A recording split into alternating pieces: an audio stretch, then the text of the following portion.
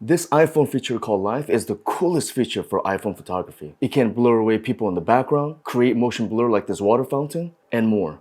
Check this out. Open up your photo app and make sure the live button is on. Hold your phone steady and take the shot. Open up the photo, click on live button, then select long exposure. Bam! Anybody that moves is blurred out. Also great for motion blur creative photography. If you don't like the way your photo looks or you're blinking, go into edit, select the live circle icon, then slide till you find the perfect photo that you love, make key photo.